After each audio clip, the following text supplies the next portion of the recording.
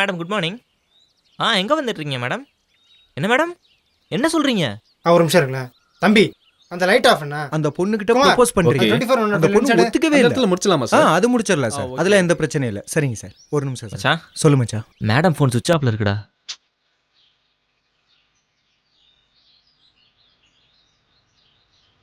Sir சரி, ஏதோ ப்ராப்ளங்களா? சரிடா. இல்லை சார், ஒன்றும் இல்லை சார். ஓகே. அந்த ஹீரோயின் கேரக்டர் பண்ணுற பொண்ணு வரல. புரியல அவங்க ஃபோன் சுவிட்ச் ஆஃபில் இருக்கான் சார். அதான் சாரி சார். சார். அப்போ அவங்க வரலன்னா இன்னைக்கு ஷூட் இல்லையா?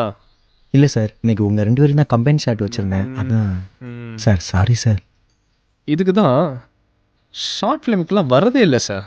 சார் ஒரு ஆர்டிஸ்ட்டை ஃபிக்ஸ் பண்ணிவிட்டு உங்களால் ஷூட்டுக்கு வர முடியாதா? என்ன சார், போங்க சார். சார் ஒன்றும் இல்லை, சாரி சார். ஒன்றும் இல்லை, பிரச்சனை இல்லை.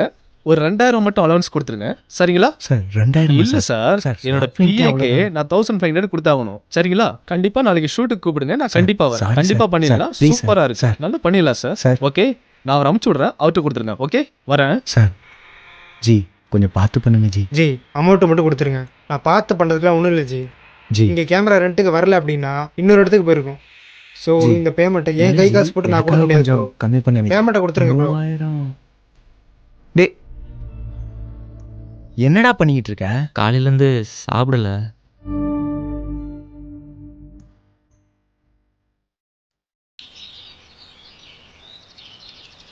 அட போடா, நீ வேற. கதை கேட்டாலே போதும், யாருமே கேட்க மாட்டேங்கிறாங்களே. என்னாலே கேட்க சொல்லுங்க. டே மச்சி கூப்பிட்றா. அண்ணா நீங்கள் ஏதோ சாஃப்ட் ஃபிலிம் எடுக்கிறதா சொல்லி கேள்விப்பட்டேண்ணா. ஆமாம், மேல் ஆர்டிஸ்ட் ஏதாவது வேக்கண்ட் இருக்காண்ணா?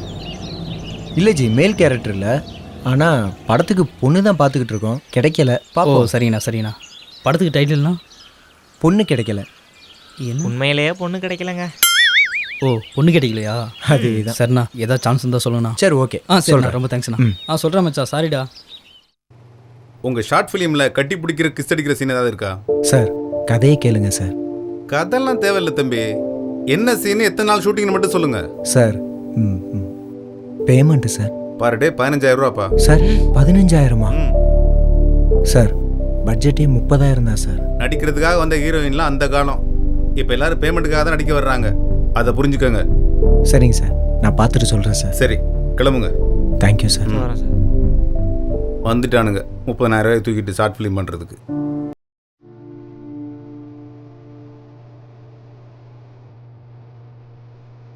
பார்த்தியா, லேடிஸ் இல்லாத வீட்டில் நாமளே காய்கறி வெட்டி நாமளே சமைச்சு சாப்பிட்டுட்டு இருக்கோம்.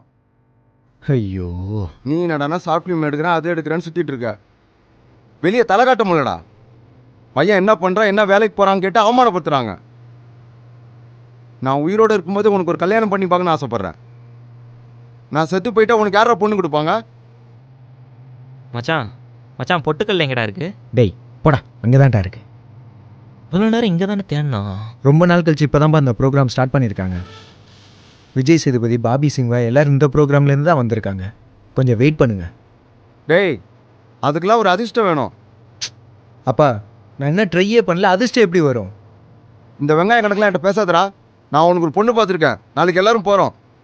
நீ மட்டும் வரலன்னு வச்சுக்க, என் பணத்தை தான் நீ பார்ப்ப. அப்பா இதுக்கு எதுக்குப்பா பெரிய வார்த்தையெல்லாம் பேசிக்கிட்டு? நாளைக்கு அவனை நான் கூப்பிட்டு வரேன்.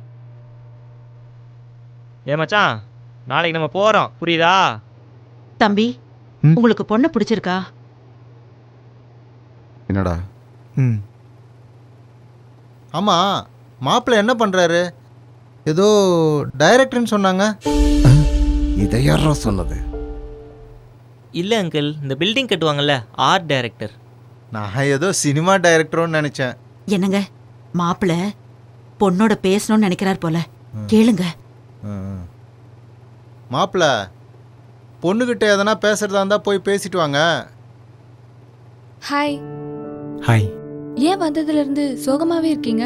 என்ன உங்களுக்கு பிடிக்கலையா? ஐயோ அப்படிலாம் ஒன்றும் இல்லைங்க. அப்புறம் என்ன? இல்லைங்க, நான் ஒரு ஷார்ட் ஃபிலிம் டைரக்ட் பண்ணுறேன். ஒரு காம்படிஷன் வந்திருக்கு. எங்கள் அப்பா கிட்ட கூட அந்த கதையை சொல்லியிருக்கேன். கல்யாணத்துக்கு அப்புறம் பொண்ணு வேலைக்கு போனோன்னா போகட்டும். அப்பா. என்னடா?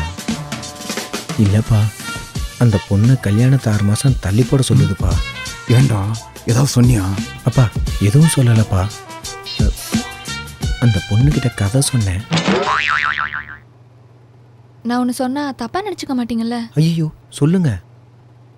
நம்ம கல்யாணத்தை ஒரு 6 மாதம் தள்ளி போடலாமா? ஏங்க ஏதாவது ப்ராப்ளமா? ஐயோ ப்ராப்ளம்லாம் இல்லைங்க. ஆக்சுவலாக நீங்கள் சொன்ன கதை எனக்கு ரொம்ப பிடிச்சிருக்குங்க. நானே பேசாம ஹீரோயினாக நடிச்சிடவா? ஏங்க என்னங்க சொல்றீங்க? சீரியஸாக தாங்க சொல்கிறேன்.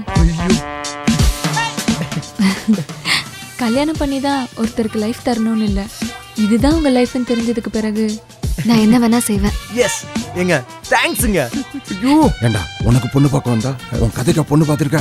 இல்லைப்பா, இதான் எனக்கு இருக்கிற கடைசி சான்ஸுப்பா. இதான் உன் வாழ்க்கைனா நான் ஏன்டா தலையிட போறேன்? அப்பா அப்பா என்னப்பா சொல்ற?